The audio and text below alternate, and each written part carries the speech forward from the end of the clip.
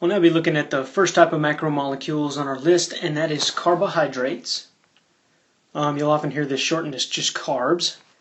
And the way you've probably experienced this in your everyday life is carbs you typically think of as breads and cereals and pastas.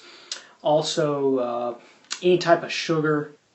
A lot of your sugary drinks, when you look on the nutrition facts, you'll see that they're very high in carbs.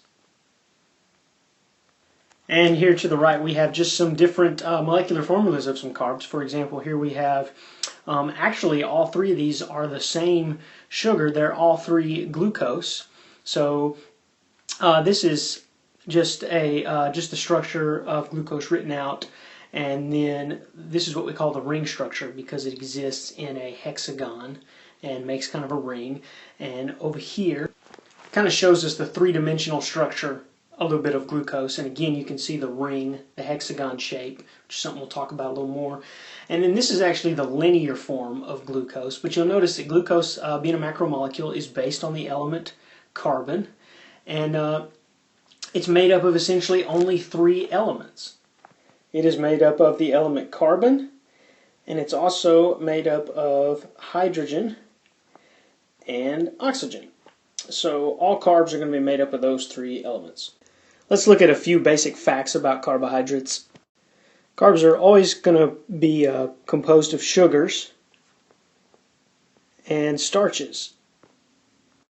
Carbs have two major functions.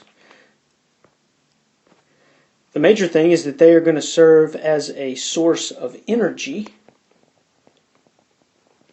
for biological organisms, and they're also going to serve structural purpose. They're going to be used pretty much as building blocks.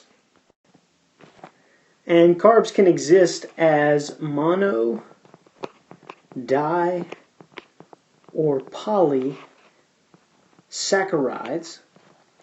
The word saccharide just means sugar, so also a monosaccharide would be one sugar molecule, a disaccharide would be two, and a polysaccharide would be like a starch. That would be a lot of sugar molecules. And finally, the way carbs are built is monosaccharides linked together by what we call a glycosidic linkage, which is just a dehydration synthesis reaction where you link two sugar molecules together. So now let's look at what a monosaccharide is. Some examples of monosaccharides would include things like glucose or fructose. Also ribose and deoxyribose, which exist in DNA and RNA. You're going to notice that OSE is kind of the ending, the suffix for any type of monosaccharide.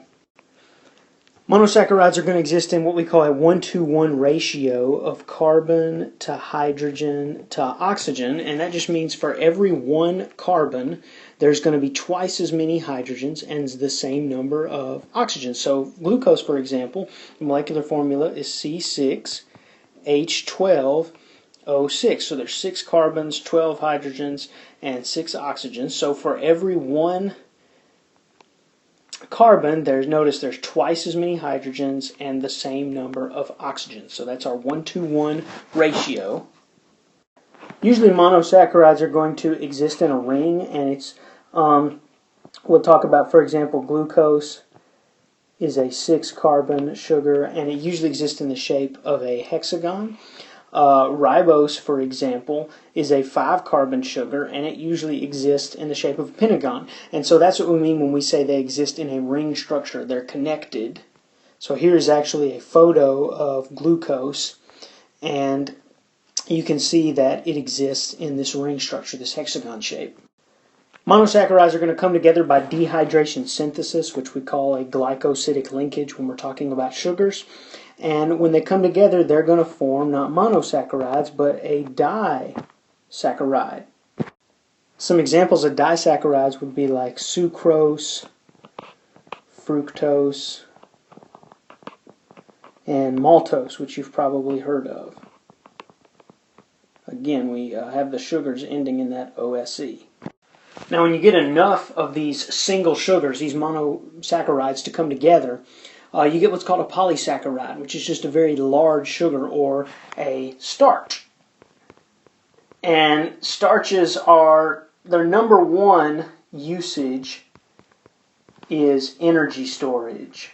So when you eat foods that are high in starch, those are high energy foods like your pastas and your breads and potatoes and all of those types of things. But the second major function of starches or polysaccharides is actually for use as structural compounds. So these are molecules that are used to actually help organize living things and give them structure and shape. First one we're going to look at that's very important is cellulose. And so here I have a picture. And you can see that there are a lot of glucose molecules that have been strung together. So here we have glucose molecules in a string, and again, by dehydration synthesis, they've been linked.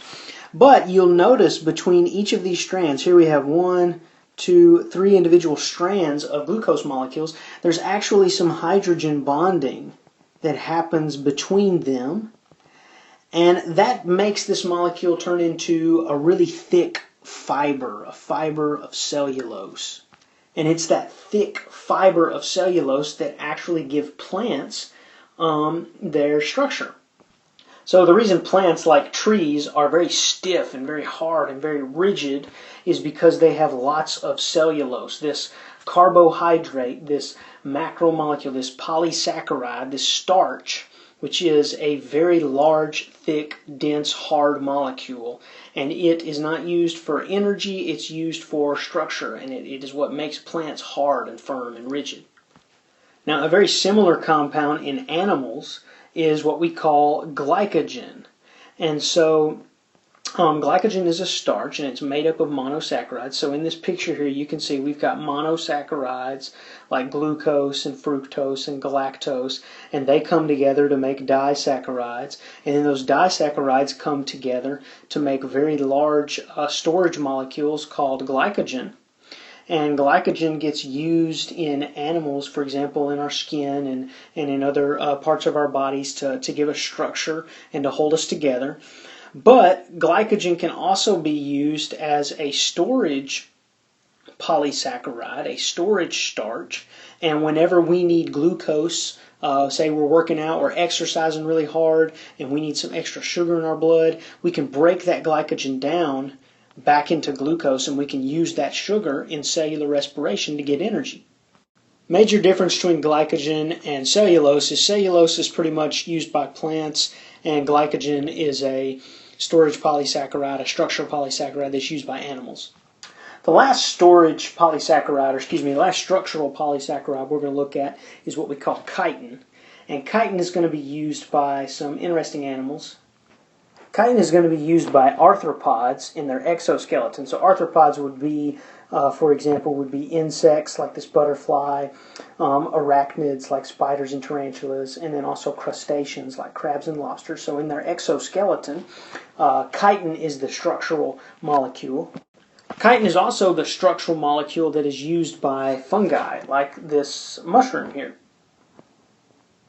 So just like plants use cellulose in their cell walls and in the trunk of a tree and in the branches to make them very stiff and structurally supported, arthropods and fungi are going to use chitin, which is a starch used for structure, and that's going to be in their exoskeletons and also throughout the cells of fungi to give them structure.